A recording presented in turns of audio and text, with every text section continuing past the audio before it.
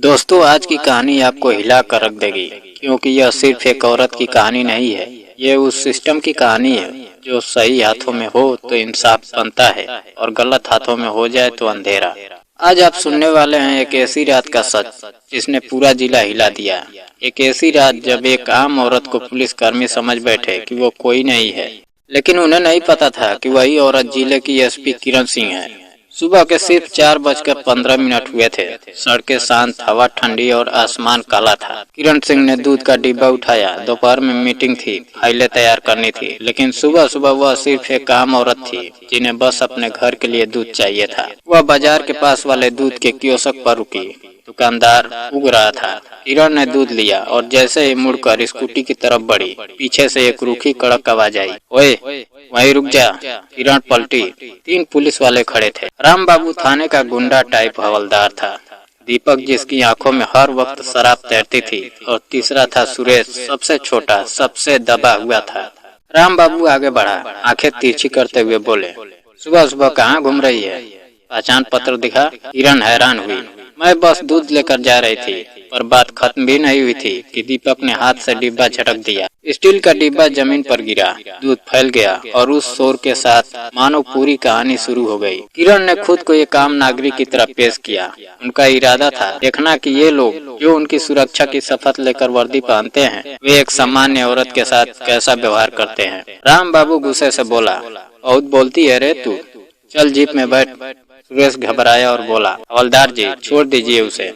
लेकिन राम बाबू की आंखों में सत्ता का नशा तैर रहा था और दीपक के चेहरे पर अजीब सी हंसी थी। सड़क सुनसान थी। दुकानदार डर के मारे कुछ नहीं बोला। किरण को जीप में धक्कर देकर बैठा दिया गया। जीप भागी और कुछ ही मिनटों में वह सदर बाजार थाना पहुंच गई। यह वही थाना था जिसे किरण ने कई बार मीटिंग में चेतावनी दी थी कि महिलाओं के साथ दुर्व्यवहार की शिकायतें बढ़ रही हैं। पर उन्हें पता नहीं था कि सबसे बड़ा काला धब्बा उसी थाने की दीवारों के भीतर बैठा है। थाने के अंदर दीपक ने रिकॉर्ड रूम की तरफ इशारा किया, इधर ले चलो, कोई देखेगा भी नहीं। किरण बिना विरोध के चलती रही। उन्हें देखना था कि एक आम औरत किस नर्क से गुजरती है। अंदर पहुंचकर राम बाबू चिल्लाया, नाम बता, घर का पता बता, क्या काम करती है? किरण ने चुपचाप कहा, मैं वही बताऊंगी जब थानेदार आएगा। यह सुनकर उन तीनों को गुस्सा आया। राम बाबू ने धमकाते हुए कहा, यहाँ हम बोलेंगे कि क्या होगा, समझी? अभी दीपक आगे बढ़ा, लगता है बड़ी अकड़ है, शराब चढ़ी है क्या? सारा टेस्ट करवाते हैं। यह सब सुनकर सुरेश के चेहरे पर बेचैनी फैल गई। वह धीरे से बोला, नहीं हवलदार जी, ऐसा मत कीजिए, वो डर गई है। पर राम बाबू भड़क उठा, तू पुलिस है या मम्मी? हट। किरण चुपचाप सब देख रही थी, क्योंकि हर शब्द, हर हरकत, हर दुर्व्यवहार एक एक लाइन सबूत बन रहा था। कुछ मिनट बाद दीपक ने वही गलती कर दी जिसने तीनों का भविष्य बदल दिया। वह झुक कर बोला, चल एक फोन दे दे, नहीं तो ऐसा केस बना दूंगा कि जिंदगी जेल में कटेगी। किरण की गर्दन उठी, आंखें सीधे दीपक पर टिकी और उसी पल पूरी कहानी करवट लेने लगी। किरण ने धीरे से बेहद शांत आवाज में कहा, तुम्हारा नाम क्या है? दीपक हंसते हुए बोला, नाम क्यों, मेहंदी लगाना है क्या? किरण ने दूसरा सवाल किया, थानेदार कहाँ है? राम बाबू चीखा, थानेदार तुझे नहीं, तू थानेदार के पास जाएगी जब हम भेजेंगे तब। और तभी किरण ने अपनी जेब से वह एक चीज बाहर निकाली जिसने तीनों की टांगे हिला दी। एसपी का आईडी कार्ड देखकर सुरेश के हाथ से फाइल गिर गई। दीपक पीछे हट गया। राम बाबू की दाढ़ी कांपने लगी। किरण ने एक कदम आगे बढ़कर कहा, मैं एसपी किरण सिंह हूँ और तुम्हारा खेल यही खत्म होता है। पूरे थाने में सन्नाटा छा गया। कुछ ही सेकंड में पूरे थाने में चीख चिल्लाने की आवाजें गूंजने लगी। एसपी मैम आ गई। चारों तरफ शोर होने लगा। थानेदार मनोहर भागते हुए कमरे में आया। उसका चेहरा नींबू जैसा पीला हो गया था। उसने कहा, मैम मुझे अंदाजा नहीं था कि आप हैं। किरण ने हाथ उठाकर उसे चुप कराया, बस तुम्हें बाद में जवाब देना होगा।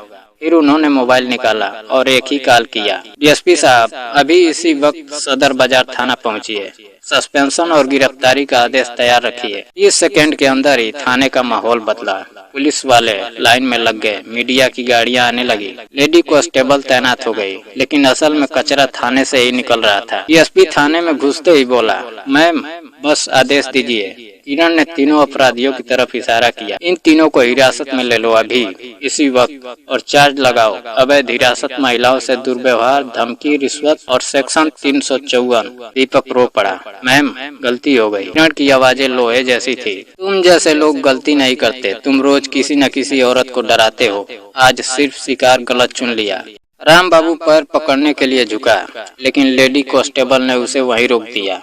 सुरेश रोते हुए बोला, मैम, मैं रोक रहा था, मैं सच में रोक रहा था। किरण का चेहरा थोड़ा नरम हुआ, लेकिन स्वर सख्त ही रहा। एसपी ने कहा, दूसरों की बर्बादी में साझेदारी है तुम लोगों का। सुरेश वहीं बैठकर रोता रहा। मीडिया कमरे में घुसी। कैमरे, माइक, फ्लैश हर जगह थे।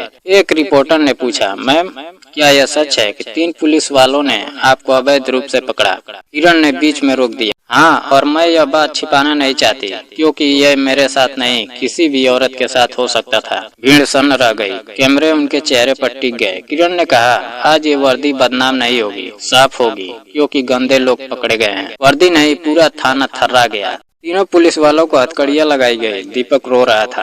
राम बाबू गुस्सा, डर दोनों में कांप रहा था। सुरेश शर्म से सिर झुकाए हुए था। डीएसपी ने आदेश दिया, इन्हें ले चलो। पब्लिक के सामने जब तीनों को बाहर निकाला गया, भीड़ चिल्लाने लगी, ऐसे पुलिस वालों को बर्खास्त करो। एसपी मैम जिंदाबाद, नारी शक्ति जिंदाबाद। किरण बाहर खड़ी थी। चेहरे पर ना गुस्सा था, ना खुशी, बस एक दृढ़ संकल्प। जब वो अपनी सरकारी गाड़ी की तरफ बढ़ी, उनकी नजर एक चीज पर पड़ी। वही दूध का गिरा हुआ स्टील का डिब्बा जमीन पर पड़ा था, धूल से सना हुआ। किरण झुकी, उसे उठाया। उनके चेहरे पर हल्की मुस्कान आई और उन्होंने कहा, चाय तो इस डिब्बे से ही बनाऊंगी।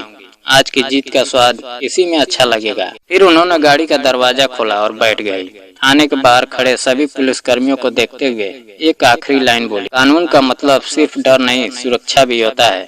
अगर दोनों नहीं दे सकते तो वर्दी पहनने का हक नहीं है। गाड़ी धीरे धीरे आगे बढ़ी और पीछे रह गए एक बदनाम थाना जो अब साफ होने वाला था। दोस्तों, इस कहानी से एक बात समझ लीजिए, पद बड़ा हो या छोटा, गलत आदमी कहीं भी बढ़ जाए, अन्याय ही फैलाता है। लेकिन जब सही इंसान सही समय पर खड़ा हो जाए तो पूरा सिस्टम बदल सकता है। दोस्तों, अगर कहानी पसंद आई हो तो वीडियो को लाइक और चैनल को सब्सक्राइब करना ना भूलें।